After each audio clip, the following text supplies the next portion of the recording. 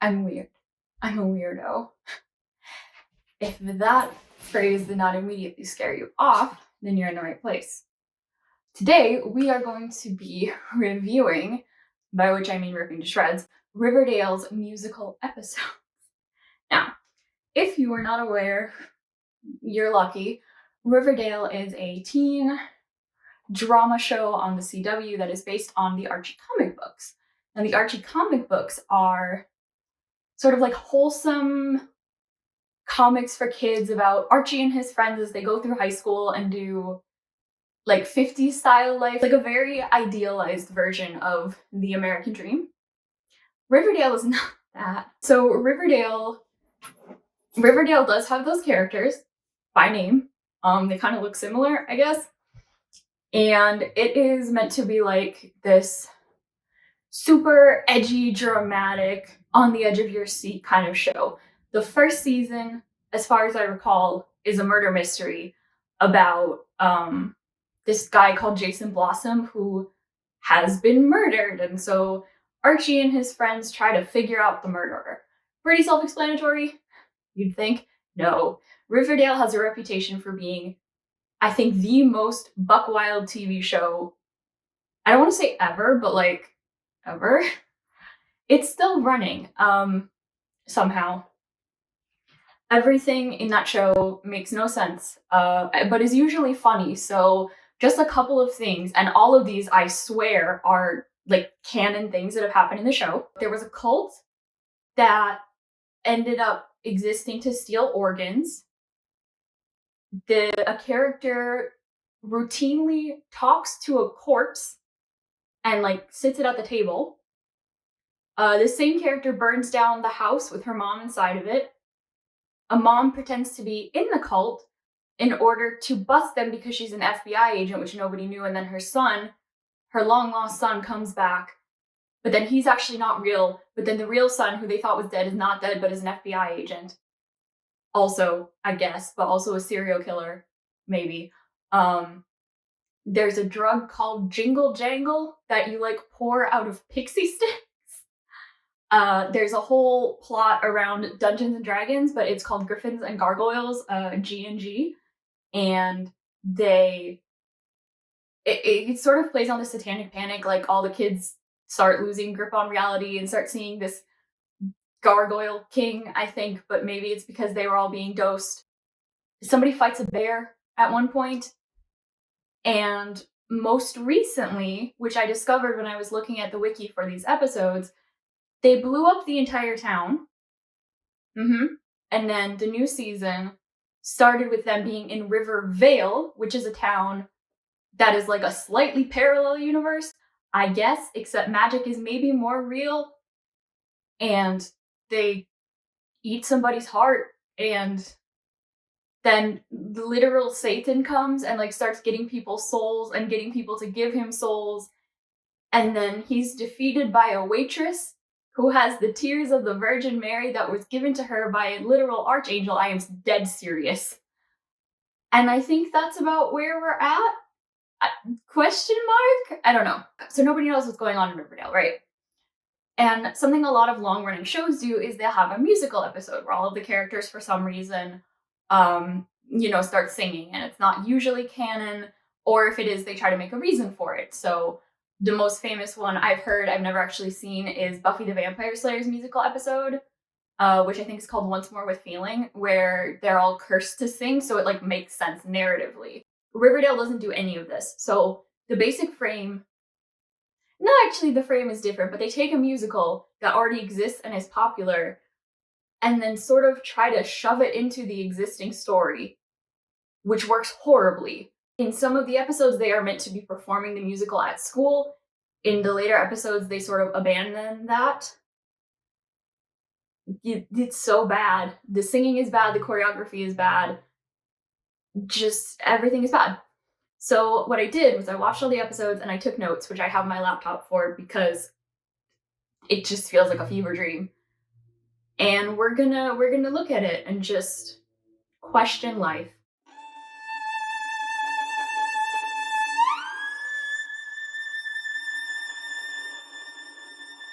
So, the The first Riverdale musical episode is called A Night to Remember. It is episode 31 in the series, which I think is the second season, but don't quote me on that. I don't know, and frankly, I don't care. So they're doing Carrie the musical, which is based off of the Stephen King novel, or I think it's a short story, actually. Maybe it's a novella, but it's Carrie. You've probably seen the horror movie, so if you haven't, Carrie is a story about a girl who's very bullied and has a super religious mom, and then she sort of like gets tricked by the popular kids to come to prom, and they crown her prom queen, and then they dump pig's blood on her, and then she kills everybody in the town with her newly released psychic powers. I think it's meant to be set off because she has her period for the first time. And then throughout the story, they're sort of like planting the seeds that like a mirror breaks or something when she looks at it. But yeah, then everyone dies. So that's that. There is a musical of it. The songs, I haven't seen the full musical. The songs that I have seen are fairly good. I don't know. It's fine. But that's that. And so in this episode of Riverdale, they are performing that musical for their drama club, I guess. So starting, I don't even know where to start with this. Starting from the top, I guess. My first note is I don't know what's going on. Why are they singing In? Aren't they all super popular? So the episode and the musical open with a song called In, which is about all of the teenagers essentially talking about how grown-ups don't really understand because they are so sick with stress about trying to be in the in crowd, essentially.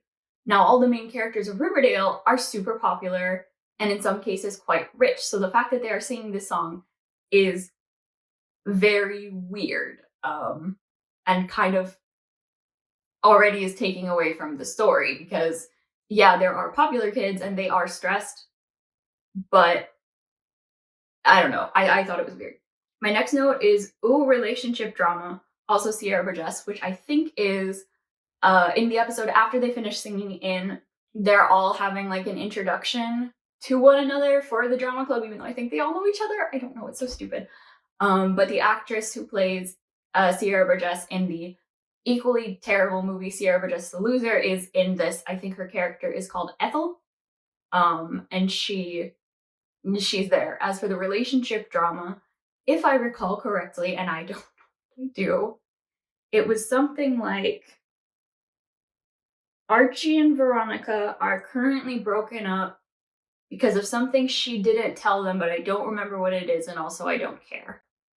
But they're all in the musical, because of course they are. Except for Jughead, because Jughead is being used as the like documentarian to document behind the scenes stuff, which is ridiculous for a school play. It makes no sense. And throughout the episode, he films everybody in like a voyeuristic way, which I'm pretty sure is illegal. Like, they definitely didn't sign consent forms, and they're all supposed to be minors, so not really sure what's going on there. Definitely weird and uncomfortable. Moving on. Why is an adult woman in this high school show? So for Carrie's mom, they cast Betty's mom for some reason.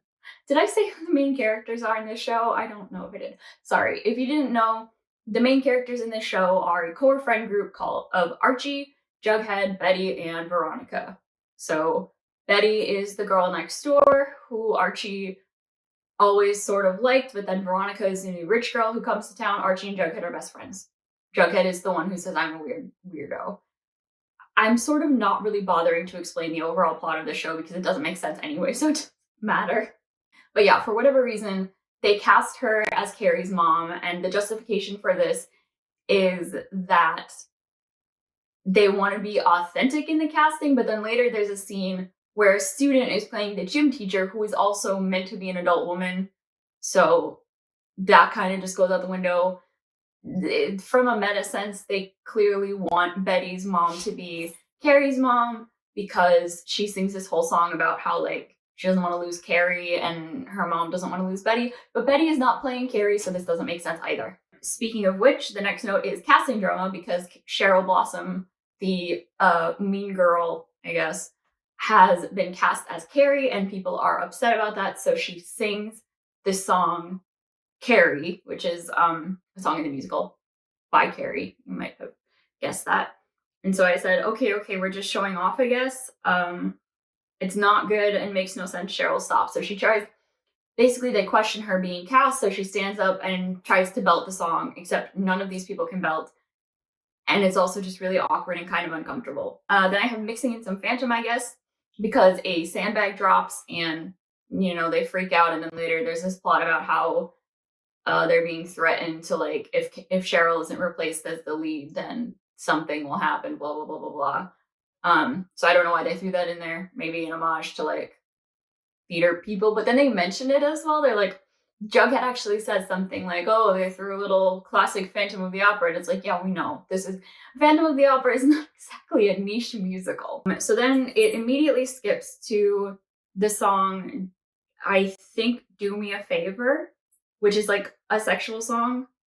I don't remember this one from Carrie. Yes, I do. I think that it is meant to be the mean girl in the show, who's called Chris, played by Veronica. I am just gonna pull up the track list to be safe. But I think she's trying to convince her boyfriend, whose name I can't remember and is never mentioned, so it doesn't matter anyway, that they should all, you know, fuck with Carrie at the prom. And so she does this really uncomfortable lap dance to the guy playing her boyfriend, who I think is called Chuck, who, and yes, this is also serious, was like exposed for sexually harassing girls, or maybe he raped them, I don't remember. But so Betty and Veronica decide to get revenge on him by handcuffing him in a hot tub and like turning up the heat and watching him suffer. And also Betty wears this dark wig and is like Dark Betty or something. And it's like an alter ego and she doesn't remember it, but then this is never addressed again, so I don't know. So he's joined this play to like redeem his image or something, and so Veronica gives him a lap dance in this song, and it's just really uncomfortable, especially considering she was one of the people that tortured him, I guess. But the other thing that I thought was weird about this is they skip a lot of the songs. So In is the opening number of the show. Then there's like 4 songs. Then is the Carrie song. And then it skips a bunch more. And then it's this Do Me a Favor, which is almost the end of Act 1. There's one other number and then it goes into Act 2. But it doesn't matter because nothing in this makes sense anyway, and they're just shoving songs in when they can. And I think this is meant to be something like Veronica trying to get back at Archie, because my next note says Romeo and Juliet, question mark, question mark, question mark, car gift bad. So part of the issue was that Veronica's dad, who's like a crime lord, gave Archie this really expensive car, but he's hiding it from his dad because his dad is poor and he feels bad, I think. The next one says good secret keeping, Jughead. Why the fuck filming this show anyway? So they did receive a note saying, like, if Cheryl isn't recast, something bad will happen, and Jughead wasn't supposed to tell anyone. But he immediately tells Betty, because of course he does, and they're all filming everything because he wants to solve the case with a video camera. My next note says Betty Cooper, master of subtlety, because what they decide to do is try to talk to Ethel, who is angry that she didn't get the role. And Betty just goes up to her and is like, hey, it kind of sucks that Cheryl's in this role, right? Would you do anything to get it? While Jughead is like creepily filming from a window or something. And obviously she gets called out in 2 seconds because, yeah, really good at trying to trick someone into admitting what they did. Betty, great job. Then I have a note that says, Hiram, stop using Spanish and no one talks like this. You're not a movie villain. So Veronica's dad is called Hiram. He's supposed to be really scary and he always talks like he's a gangster.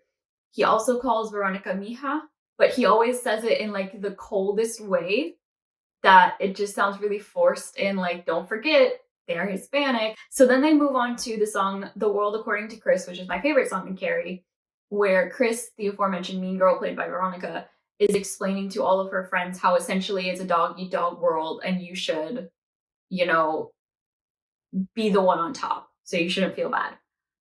And so for that song, I wrote, Veronica, you're supposed to be shit-talking with your friends. Why are you acting like a diva with terrible backup dancers? Seriously, Veronica, baby, you can't hit these notes. Oh no, not the lap dance. Also, this isn't a pop song. Good God. Um,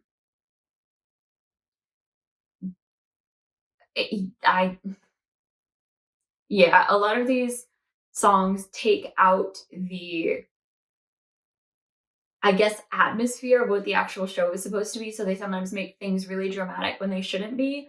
And other times they take a bunch of songs that should be really dramatic and make them all sound quite quiet. Then Betty goes and like says, you know, this is a perfect part for you, Veronica, because you're mean and you're a mean girl.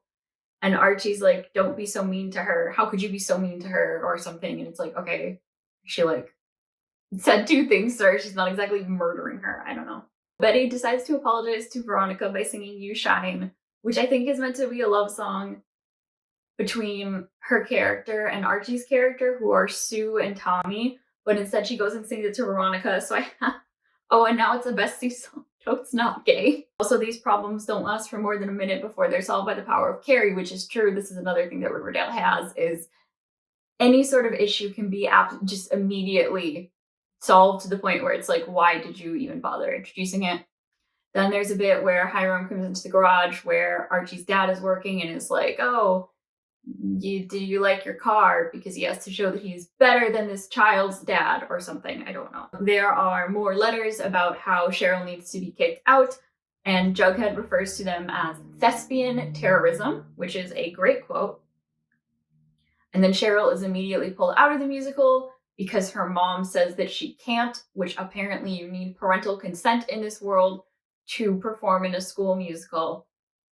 And then I asked the obvious question of, if this was the case, why didn't they just tell Cheryl's mom before instead of doing this Phantom of the Opera letter sandbag dramatics? I don't know. Some character said when Kevin came to me about this part, Kevin is the director, so I have thus deduced that they did not actually hold auditions for this. Kevin just went up to people and said, like, you're gonna be this character. In this case, Archie is saying this and talking about how Kevin came to him and said, well, you're the epitome of Tommy, who's like a good boy, so you gotta be him.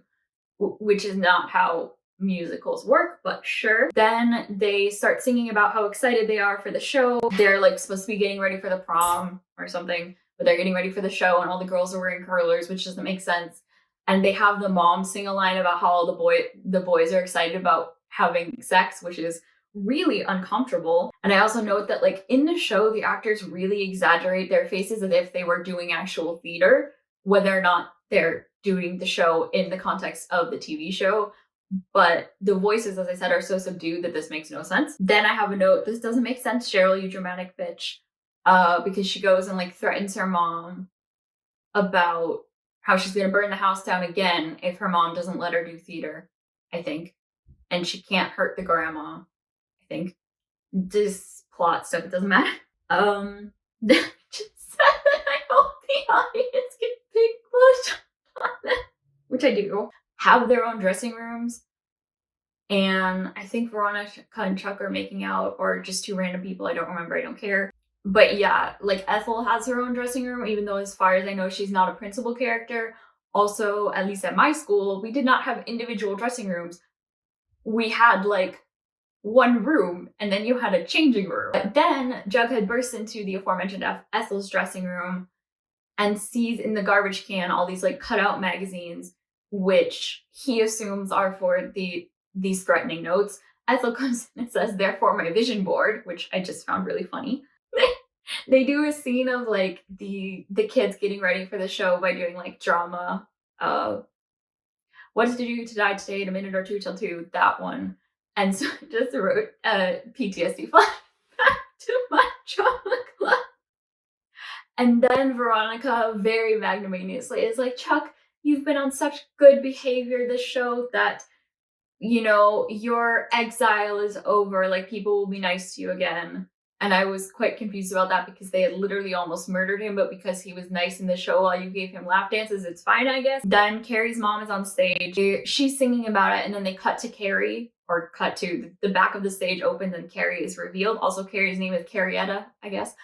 But instead, shock horror, the actress that was playing Carrie, whose name I think is Midge, is pinned to the wall by a bunch of knives, and it says something about the Black Hood, who was like a serial killer, is back or something, I guess. I don't know.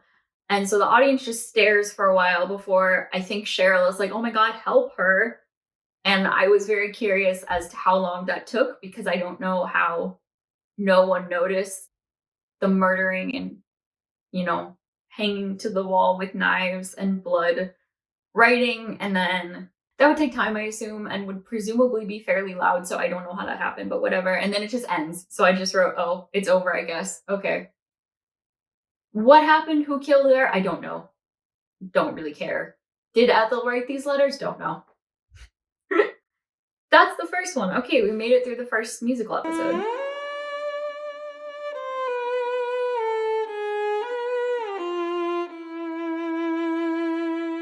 The next one is episode number 51, which is called Big Fun, and it is Heathers the Musical, which is a travesty because I love Heathers the Musical, and so I can really comment on this one because I have the entire album memorized and I've seen it before, okay? So my first note is I love this movie and musical, but this is just gonna make me sad, isn't it? And so it starts out with the mayor talking to the principal about how it's a bad idea to do Heathers. Okay, so Heathers is a dark comedy movie from the 80s about teenagers who kill other teenagers and make them look like suicide, and it's a commentary on how once a child commits suicide, everybody forgets what's bad about them and just praises them and doesn't really address the underlying issue of what could cause so many kids to commit suicide, and they do all these really stupid things, like having a TV vigil and a song that's called Suicide Don't Do It or something. So it's a satire, right? But the mayor is concerned that this is going to cause all of the children to be depressed. I also do not understand why a mayor has a say in a school musical, but sure. And then the opening number starts with Kevin, the director of the school musical, who is pretty much only characterized as gay best friend, starts singing the opening number of Heathers, which is called Beautiful. So I was kind of confused as to why he was singing this, because the first number is sung mainly by the main character of the musical, who is called Veronica, the not cool girl who gets put into the cool group of Heathers and then ends up killing people with her boyfriend, who's called JD. It doesn't work very well in the show. This song is sung with a chorus of kids in the backgrounds calling each other different names and sort of responding to what Veronica's singing. They don't have that here at all, so it really, again, sounds very subdued and just takes away from the whole thing. Also, they have different characters singing this song, so instead of one person, which is partially why this song is so impressive. The show of Heathers in general is very impressive because the actress playing Veronica is on stage the entire time except for one song. And that's like really hard. But yeah, and then I have, oh, poor Veronica has to work. When she's singing about wanting to get out of this town, she's working as a waitress. And I was like, oh, the little rich girl has to work or something. Then it ends with them all like triumphantly running into the theater to start Heathers rehearsals, which I also thought was really corny. Your mom can't deal without a lab. Supply doesn't exist. So that was a quote. The supply doesn't exist with me. Jughead's formerly estranged mother is apparently back and dealing meth, jingle jangle, I don't know, something like that. And Jughead's really upset about that, and his dad is the sheriff at this point, so that's got to be awkward because they're living together. But that's sort of like the subplot is Betty and Jughead trying to stop his mom from dealing, I guess. And another common theme that as these musical episodes go on, I have written, oh Jesus, don't use the real lines. So they try to be really clever and use actual lines from the movie and the show in character dialogue, and it's so uncomfortable. It's just awful. Like Cheryl at one point says, does anyone have a chainsaw? Which is a reference to the original movie where Heather Chandler, the head bitch, says fuck me gently with a chainsaw. It just feels like extra shoehorned in and kind of just adds more insult to injury. Then I got really confused because the co-director is called Evelyn, and I thought it was meant to be Ethel because the names are the same and the characters look similar. They both have red hair, white, but they're not the same character. So I had to look that up. There's drama because Cheryl and her girlfriend Tony, who is a gang member, broke up, and now she looks like punk or whatever, and I thought that was cool. Then they do Candy Store, which they murdered both via choreography and completely ruining and taking out harmonies. And it's like a weird singing battle between Cheryl and Tony, which is not how that works either. I don't know. Why did you kill Candy Store? Justice for Candy Store Boys. If you haven't seen, there is a great video online of 3 college guys doing a rendition of Candy Store, and it's very good. Much better than this. The song, they have a line, duck, duck, goose. So the line in the actual song is, if you lack the balls, you can go play dolls. And they changed that to, if you lack the juice, go play duck, duck, goose. And then they clap like that's a huge, like, insult line. Then the Serpents, who are Tony's gang, come and they start dancing against like the popular girls. And I understand that they're supposed to be cool, but they aren't. They also call someone a doorknob for some reason. I don't know why I'm laughing at my own notes so much. That's probably bad, but I just wrote, just beat each other up and have hate sex, you'll be fine. This is fun. Then I wrote cult party, yay. Evelyn, the co-director, is a member of the Farm, which is the aforementioned organ-stealing cult, except they don't know that. And a bunch of people in the school are joining it, Kevin included. And so her dad, who is actually her husband, she's pretending to be a high school student or something, is like sponsoring the play. So they decide to have a party at where the farm is, which used to be a nunnery, but now it's not, and I don't remember what it's called. Then we cut to Jughead talking to his dad about his concern about all of the drugs that are in Riverdale, and his dad mentioned something about a tent city, and I was very confused as to how a small town has a tent city, but whatever.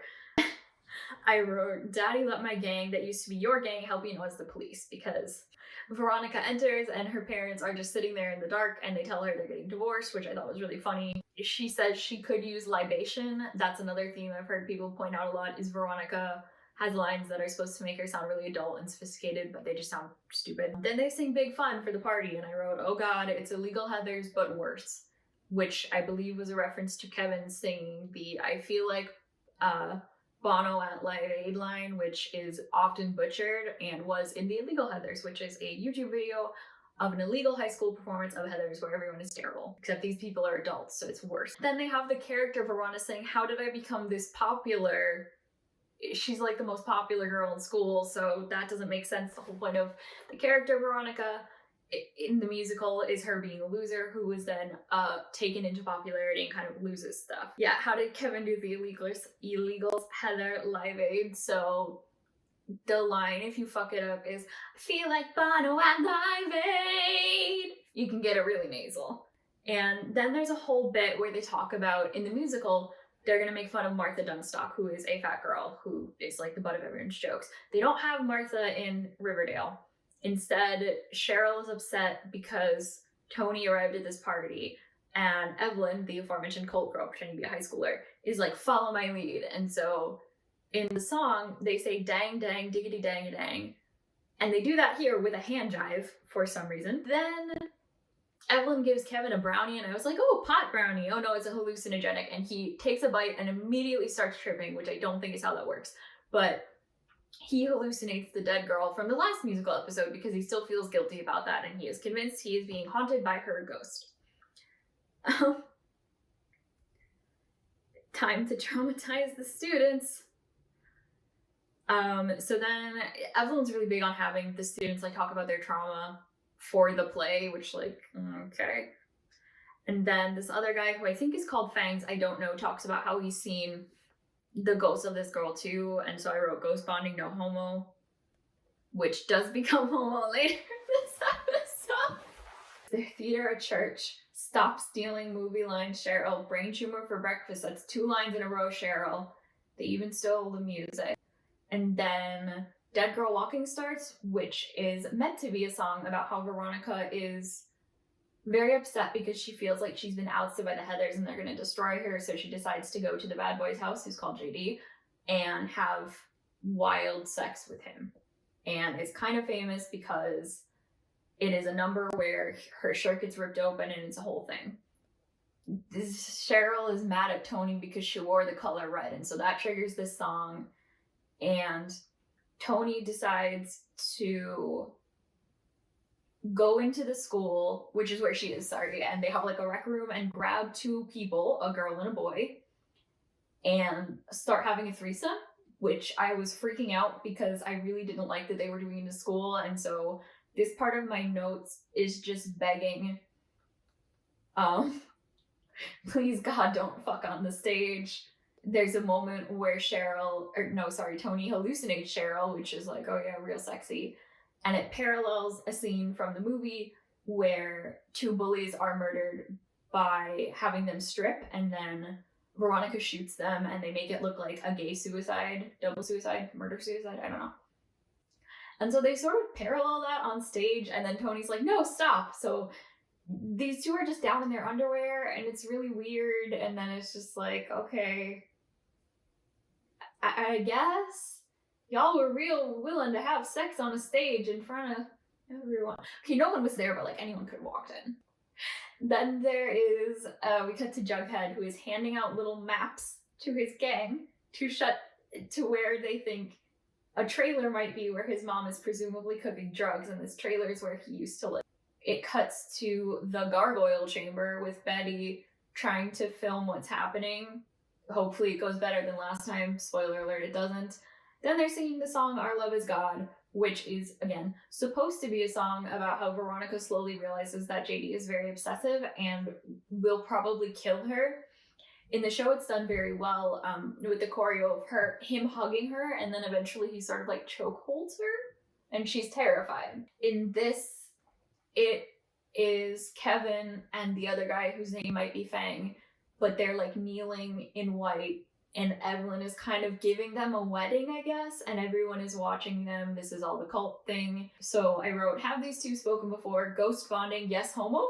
Then I noted that all the spectators to this weird wedding thing are wearing 3D glasses, which is a nod / possible steal, I don't know, from the musical, where the chorus, as the show progresses, wears 3D glasses to look more and more surreal to indicate that Veronica's kind of freaking out. Then we switch to Archie, who is fighting in a gym, and instead of punching a punching bag, he's punching the air. So I wrote, Archie baby, the air won't hurt you. You don't have to punch it. And they start singing Fight For Me, which is a song that should have happened at the beginning because it's one of the opening song, not the opening song, but it's where Veronica first sees JD and he's getting beaten up.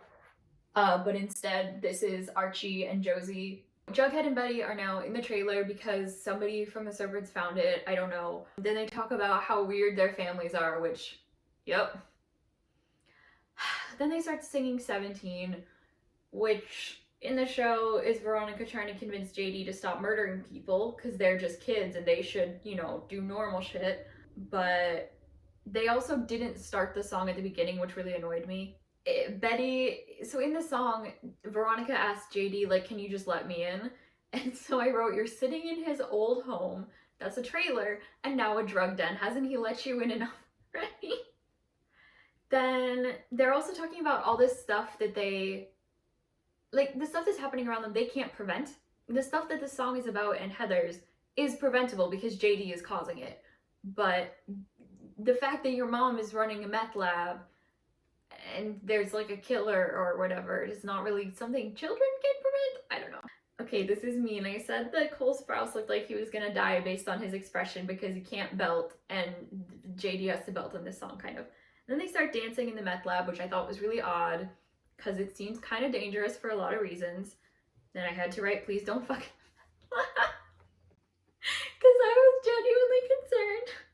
Then we cut to Veronica talking to her dad, and he says that the real reason he divorced his mom is because he found out she tried to kill him twice, which is pretty great. And then Veronica starts singing the song Lifeboat, which is supposed to be about one of the Heathers singing about how she is really like pretending to still be happy and popular when it feels like everything is crumbling around her. Her best friend is dead, nothing makes sense, other people are dying, and so she tries to kill herself. That doesn't happen here, although a good choice on the show's part. Lifeboat is a very short song, but it's a very hard song, and they just cut out the loud parts so Veronica doesn't sing them, which I appreciate. I realized here that Jughead's mom and dad live together, which must be really weird. I think I wrote weird pillow talk when I mentioned that, again, he's the sheriff and she's running the drugs that he's trying to find. And he says, and I quote, because he's late, some tweaked out fizzlehead was playing G&G in the middle of the damn road. And I think that sums up Riverdale perfectly. So Betty and Jughead decide to blow up the meth lab, or actually they decide to set it on fire, which is very short-sighted because they could have blown it up. But they steal the scene from the end of the Heathers movie where Veronica walks out of the school with a bomb that exploded, or that she stopped from exploding, and she lights a cigarette as JD walks off to the football field to blow himself up. They sort of mimic that, but they start making out in a car, which annoyed me, as there's like loads of fire. And then they show a shot of the gasoline can in case you didn't realize that Jughead and Betty were the ones who did this as they're making out in front of it. I asked if Cole Sprouse was stoned because they all sing the final number, which is supposed to be the kids saying that they're just going to be kids and everything will be fine. And I was really confused as to why it was so quiet, and Cole Sprouse looked really weird. It was really bad. And then the cult leader stands up and starts slow clapping, and then everyone else does too, because I guess it's like the big reveal that everyone's in the cult, which I kind of got already. And then the last shot is of Evelyn saying, "I knew my dad would be happy, so I had to write, isn't she his wife?" That's super gross, but she is. They just don't know it. And that is the second musical episode. How are we holding up? You doing okay? I'm doing okay.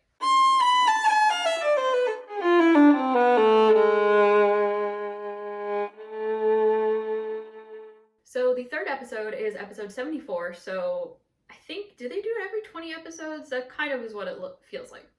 This episode is called Wicked Little Town, and I didn't know what musical this was at first, but I did figure it out. It is Hedwig and the Angry Inch. Hedwig and the Angry Inch is a musical about it's very much about like queer gender fluidity, gender identity, fighting back against the system. Basically, it takes over. It's set as a concert where Hedwig, a performer, tells her story about how she escaped from East Berlin by getting bottom surgery and taking her mother's passport so that she could marry an American soldier. But then after she does that, the wall comes down. So that was all kind of for nothing. And also the surgery was fucked up. So her vagina isn't right. It's sewed closed and there's this inch. It's a whole thing. And then the husband eventually leaves her for a man. And she ends up falling in love with a different guy who is her, like, she's his muse, but then eventually he leaves her too and becomes much more successful. And then she gets married again to this guy whose name I can't remember. But in the show, Hedwig is played by a man and her husband is played by a woman to further apparently twist the gender norms and stuff. And basically it's a very queer musical, and the fact that they almost completely erased that here really annoyed me. So just keep that in mind. The episode starts with Jughead saying the evils of Stonewall Prep has been vanquished, which I thought was very pretentious. Then once I realized that it was Hedwig and the Angry Inch, I kind of started freaking out.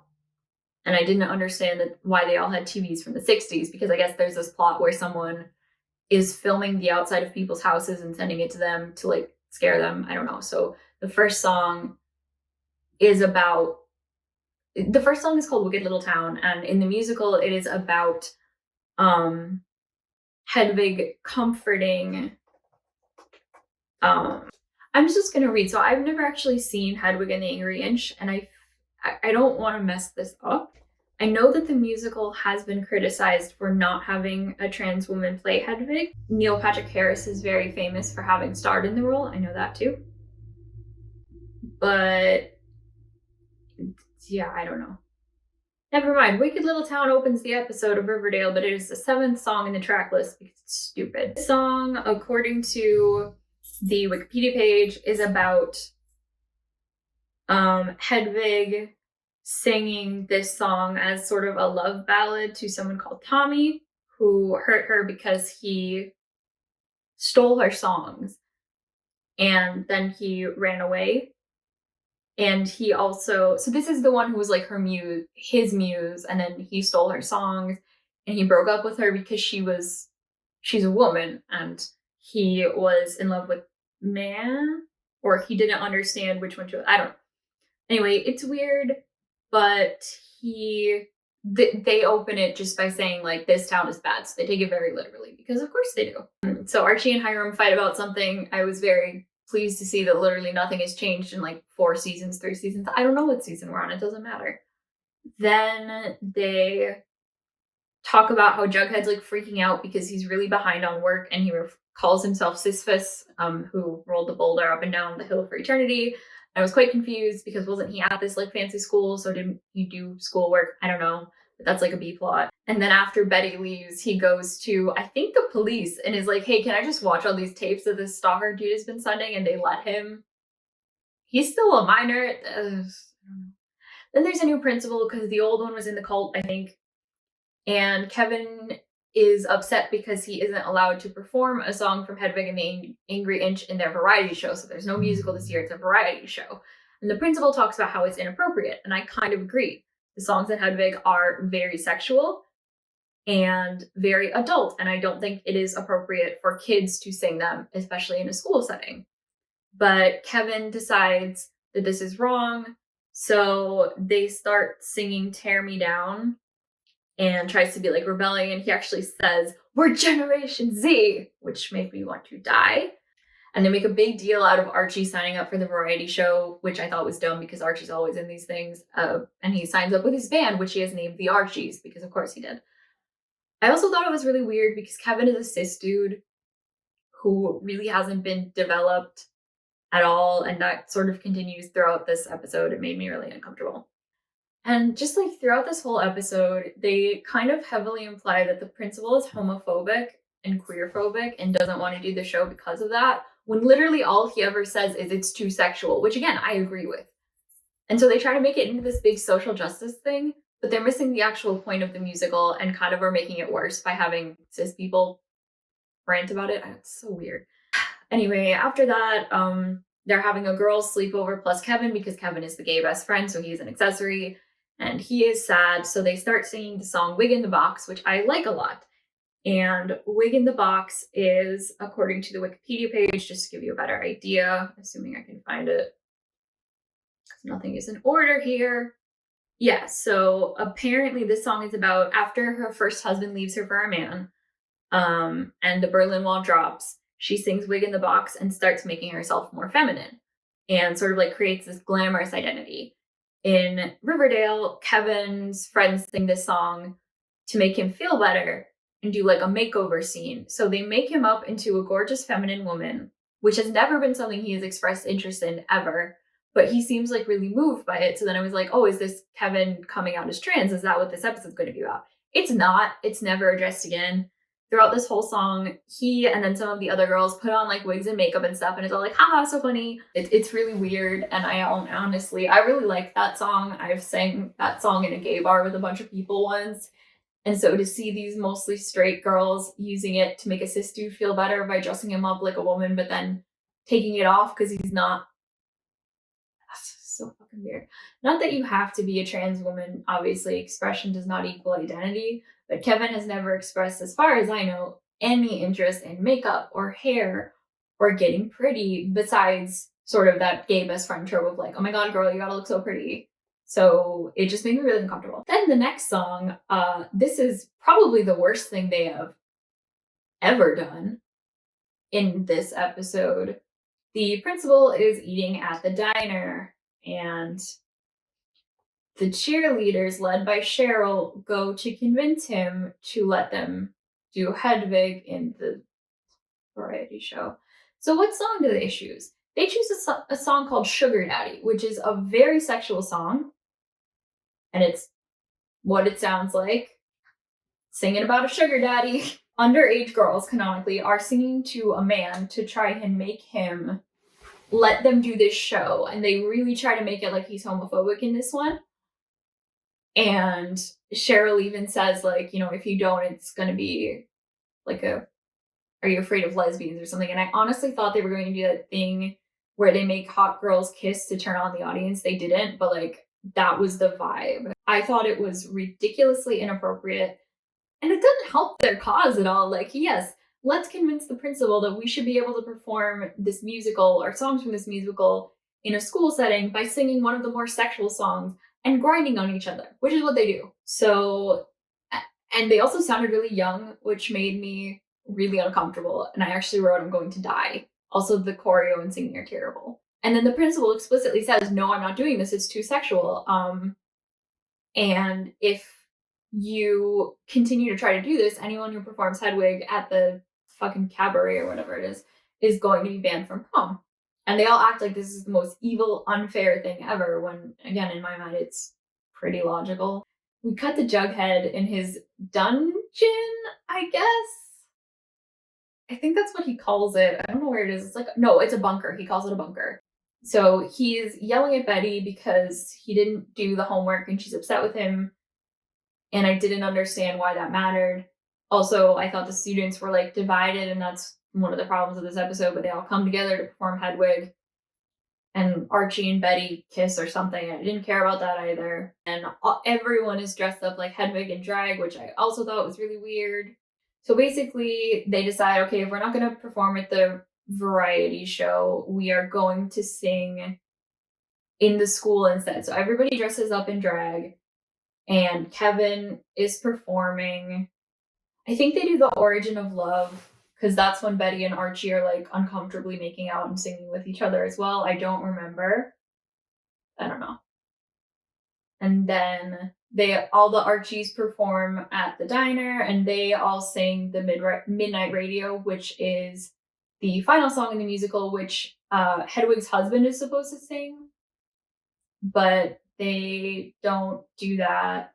And instead, it's really corny, and they're like, here's to Jughead and Chani and Betty and Veronica, which is a lie because they're all cheating on each other anyway. But I guess it's supposed to be like, yay, senior year, end of something. I don't know.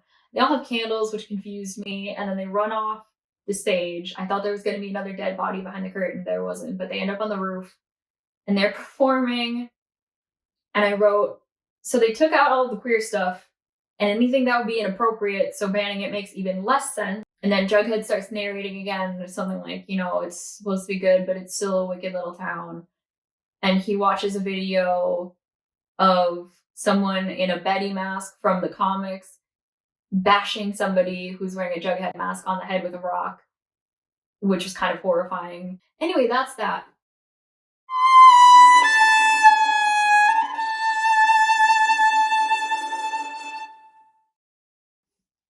So the final musical episode of Riverdale as of now is the one that prompted me to make this series, and that is Next to Normal. The episode is called Next to Normal. The musical is called Next to Normal. It is episode 94. Next to Normal is a kind of controversial musical about a woman who has bipolar disorder and is also suffering extreme grief from her son who died as a baby. So the musical is sort of about her trying to cope with all that and going to therapy. She hallucinates her son as like the age he would be now, which I think is 16 or 17. And so the son is an active character in the play. Aaron Tveit did that role on Broadway. He's super good. But it also shows how the rest of her family is being affected. So her daughter is incredibly anxious and then starts acting out and doing drugs and like staying out all night. The dad is trying to pretend everything is normal, but he's also really depressed. And the musical ends with the mom going off on her own and trying to figure stuff out because they try drugs, they try electroshock therapy, it's a whole thing. This episode, which I started with I'm Scared, first I was really confused, but I guess this takes place after a time skip. So it's been 7 years, they all went off to college, now they're all back in Riverdale for various reasons. And Betty's in the FBI, I guess. So Betty has a sister called Polly, who I literally have not mentioned up to this point because it doesn't matter, but she did. She's not in a lot of the series, and I guess she's dead now, so her mom is really sad. So the episode starts with them at the diner talking. They reference the twins, which I guess are Polly's kids. Yes, Polly's kids, and Cheryl's taking care of them. They're all like drinking and talking about how bad they feel for Betty, and then they frame this completely differently in that apparently her mom is like obsessed with the musical because they saw it once. So Next to Normal, the musical, I guess all the musicals exist in this world, but they do that, and like her mom is apparently just sitting in the house listening to the records of this musical, which I thought was very weird. And I really didn't like it. And Betty just talks about, she's lying around the house and it's really weird. And no, she's like pretty fucked up, but whatever. So they talk about how it's like a beautiful show that they went to in New York and everybody was happy, and that's why the mom is obsessed with it now. Now, I was very confused at this point because in the show, the mother tries to kill herself several times. So I was rather confused. Then there's this guy in the house, and I was really confused. But then I was like, is this maybe her other son who's dead or not dead? I don't know. And then I realized that Betty takes some of the dad's lines from the show. And my horror continued to grow as I realized Betty plays the part of her mother's husband in this episode. They changed some lines, but like all of the songs that were sung by the husband / dad in the original show are sung by Betty. And that's really weird to me. Made me really uncomfortable. I also thought it was weird that the mom had Next to Normal on vinyl, but whatever. Who needs metaphors when you can just take the actual musical story and clumsily recreate it? That's pretty much all of these episodes, but especially this one. We cut to Veronica and Archie, who are together, talking about how maybe they should move in together, and Archie's like, well, I have roommates, but you can come. His roommates are Jughead and this other guy who's a fireman, I guess, because Archie's a fireman now, but he used to be in a war. And when they talk about that, he's like wearing World War II clothes, but this is a modern, I don't know. Also, Veronica calls him lover, and I hate that. Then we cut to Tony, who works as a school counselor now. And she's really upset because they found somebody living in the school, which is something that was like Jughead did in season 1, but whatever. And her name is Britta Beach, which I think Britta's a waterfalter. Also, these names are stupid. And the principal is called Mr. Poppins. And the other social worker is called Janet Weiss. And at this point, I was so confused. And the girl just mentioned that she's been living there because her parents kicked her out because she's gay. But specifically, that the fact that she was kidnapped by those weird brothers is because she's gay. And I was so confused. I still don't know what that refers to. But they're trying to figure out where to place her, and the social worker's like, I'll take her home, which I don't know if you can do. Tony's like, well, I'm going to find a happy ending for her, and it's going to be a happy family. And the sad truth is, the foster system isn't great, and this kid is meant to be 15 or 16, and canonically they live in a small town, so I don't really know how they think that's going to work, but it's what Tony wants, I guess. I don't know. Then we cut back to Betty. I kind of thought that they were going to give this girl to Betty's family. They don't, but that was my thought at the time. I also didn't really understand how long it had been since the sister died. Like, has it been days or has it been months? I don't know. If it's been days, then I think it's totally normal for the mom to be grieving. Even months, like, I don't know. Then they start singing the song I Miss the Mountains, which in Riverdale is literally the mom singing about how she missed the mountains because they went mountain climbing and it was happy. In Next to Normal, the song Missing the Mountains is about wanting to go off her meds because she misses the highs and lows of her moods. So that was a choice. And they also changed some of the lyrics up, and I was confused about that, and Betty's still being the husband. And then I couldn't figure out who the ghost would be in this story because she has several children missing, but none of them died as babies. Also, who's going to be the daughter? I don't know because Betty is being the father here. Then there is this diner girl who is called Tabitha, who is currently in a relationship with Jughead. And I was very confused because they're like in a relationship but not, and she's a new character. They also steal lines here. Jughead calls himself a lovable stoner. I don't think he's ever done drugs in the show, but that is a line from Next to Normal. And they start singing a love song that is meant to be... It's meant to be between the daughter in the show and then this guy that's kind of in love with her, who is a stoner. But in this, Jughead is trying to convince Tabitha that they should tell her parents because, like, her parents are rich and he's not. They're also a biracial couple, but I don't know if that's being taken into account at all. Then they say, I like you instead of I love you, which is the line in the song, which made me annoyed. And I did think Cole Sprout was going to die. Sprouse, not Sprout, was going to die from belting. So this doesn't really work because in the show, The daughter is acting out because she is a child and her family is not supporting her. So the fact that she does really irrational things like going on drugs and partying all night and just having a breakdown is sort of more understandable. But here it doesn't work as well because Betty, as the daughter, is holding things together, thus playing the role of the husband. And so the part about the daughter having, like, being affected by her mom's mental illness, or even the husband being affected by it, is kind of just left out entirely. Like, Betty's kind of concerned, but she's much more annoyed. Like, I would be really concerned if my mother was hallucinating someone, but she's just like, oh my God, mom, you have to come out of the house. But then they take the song that is called Everything Else, which is one of the songs at the beginning of the musical where the daughter, her name is Natalie, plays a piano and basically sings about how she's like going insane from anxiety, but music is like calm. Also, there's the line Mozart is flat fucking crazy, but they take that out here, which made me annoyed. So in Riverdale, they take this song and they have the mom playing with Betty and then Polly, who is a hallucination on either side of her. And they all sort of sing the song, but then it's just Betty walking in being like, Mom, why are you playing next to normal? And her mom's like, oh, I like the song or whatever. I don't know. They also do this weird, like, da, da, da, da. The choreography for this is really odd. I forgot to mention that this episode opens with the opening number where Betty's mom is dressed like a 50s housewife talking about her perfect family before realizing that it's just a hallucination, which also isn't how the show is staged, but whatever. And they talk about how Betty's like, we should go to Veronica and Archie's for dinner, which I cannot imagine how a grieving mother and her daughter who used to date this boy who is now with their best friend hanging out together would be a great idea, but sure. Then they talk about how like it's really awkward for Veronica living in a house with 3 guys.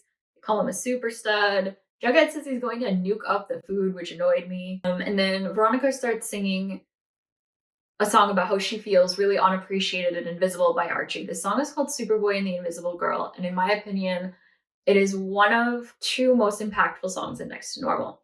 In it, Natalie is singing about how she is never going to be able to measure up to her brother, who is essentially the image of this perfect teenager because he didn't grow up, so he's completely an idealized, form. And so she sings that, and then he, because as I said, he's a character in the show, also starts sort of singing and taunting her, and it's this really interesting duet. And then the mom comes up and is like, I'm trying, but, I love him so much. But they take out most of that here, and Veronica just stands on the dinner table and, like, sings, I guess. It's really uncomfortable. Then the next song is It's Gonna Be Good, which is after in the show, the mom is put on medication and things seem better. And so the dad is very manic, like, oh my God, Natalie's boyfriend is going to come over. We're going to make it perfect. Everything is perfect. Everything is great. But then it ends in sort of a breakdown because the mom mentions that it's the son's birthday and like he'll be in any minute. And then they're like, oh shit, things aren't better. But in this, everyone's just kind of robotic. And the mom is like putting food down on the table because it's Mother's Day, or at least she thinks it's Mother's Day. She sets a place for all of the kids who are dead or not there. It's just kind of uncomfortable. So I said maybe she'll put Collie's corpse at the table because that is a thing that happens with another character. She doesn't though. And so I was really like, why aren't they calling a doctor? Your mom has just set up an entire dinner for people that don't exist and is having auditory, visual, and possible tactile hallucinations, but it's just fine. Again, Betty just acts as though this is kind of an annoying thing. Like her mom's just crying a lot, not that she's having essentially a psychotic episode. Then it cuts to Cheryl, and Cheryl's like an Earth Mother priestess who has her own church and worships Gaia. And her mom comes and they start arguing. And I thought she was going to beat her with a candlestick, but she just flicks her and does like a fake exorcism. And then her mom leaves the church. So she's like, it worked. So I don't know what that's about. Betty says that maybe she should see Moulin Rouge with her mom, which I imagine would be kind of uncomfortable. Then I just wrote, Aaron Svet, I need your help. Which I do.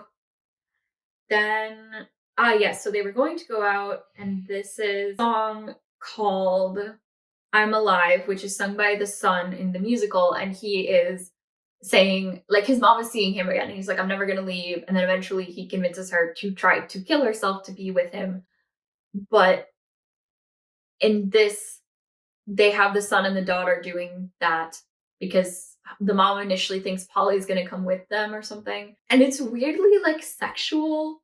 Like the son is like dancing with her inappropriately, and I hated it a lot. And Betty just gets angry instead of being like concerned.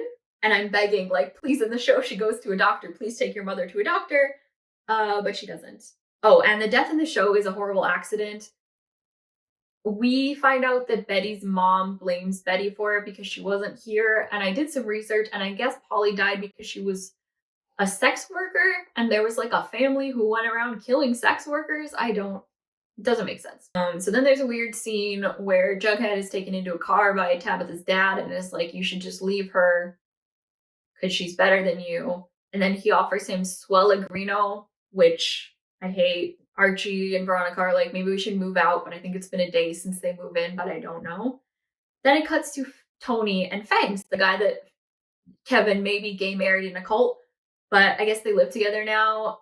I thought that I think Tony was meant to be their surrogate, and Kevin and Fangs were together at that time. Then Kevin decided not to, but then they kept the baby.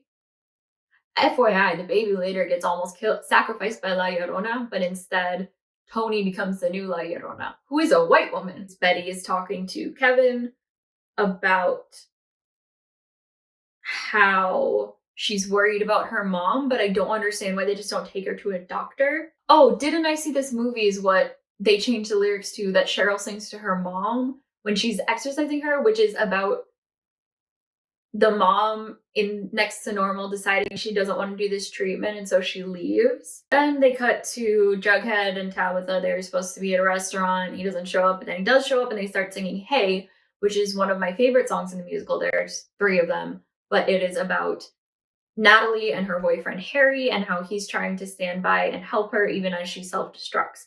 And it's very cute and very sweet. And Hey number 3 is when Natalie starts cleaning up and goes to the prom with him, and he reassures her that he's going to love her no matter what happens because she's really afraid she'll end up like her mom, and her mom in the show had just tried to kill herself. Here they're just like, hey, I said that I might come to this dinner, even though he was invited and like was supposed to come.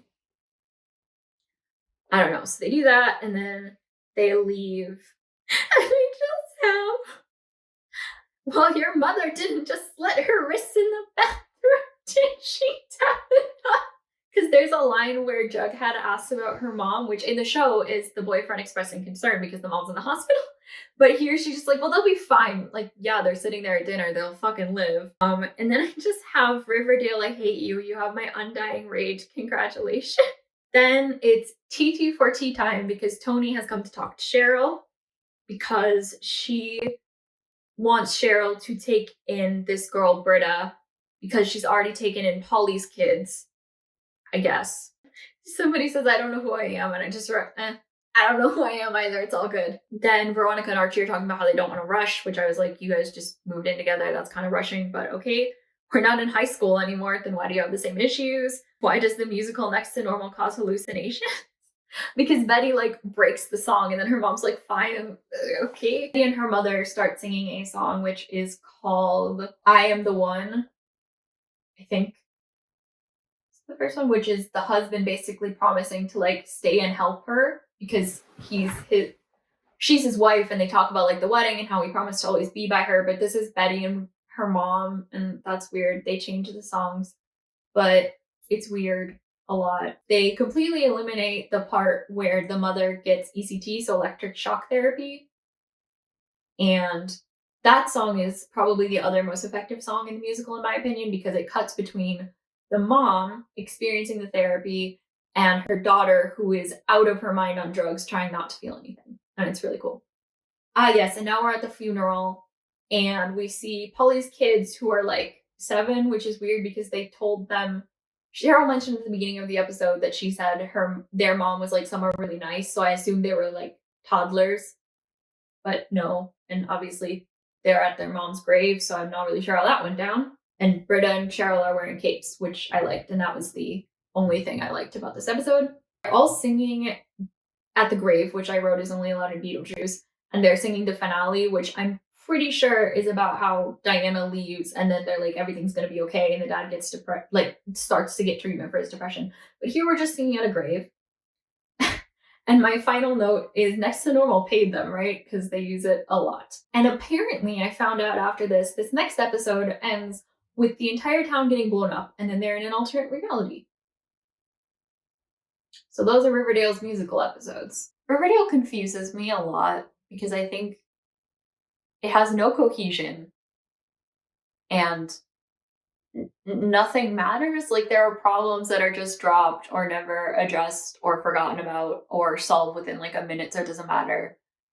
They don't really have long lasting effects. I wanted to do this because I wanted to make fun of the musicals, which I think I have successfully done, but it confused me to the point that I am intrigued, and I will make another video about like the series as a whole if you want, like season breakdown or something. That could be kind of fun. I hope this video made sense. I'm very confused right now, but that's kind of how I felt while watching these episodes. So like, now you have the experience. My overall recommendation would be, if you want to watch these episodes, watch or get some knowledge of the actual musical first. Definitely listen to the albums. But probably you should just watch the musical instead. Like, they don't add anything to it. At best, they're just bad at singing and dancing. At worst, they take it and transform it to the point where it's not even the same story or music, so why the fuck does it matter? I hope that made sense. I hope you enjoyed this. I've been really loving video essays lately, so this is something I've been like totally jazzed with, and I would love to make more videos like this. I hope you all are still doing well. It's cold. My hair is pink. I'm alive. See ya.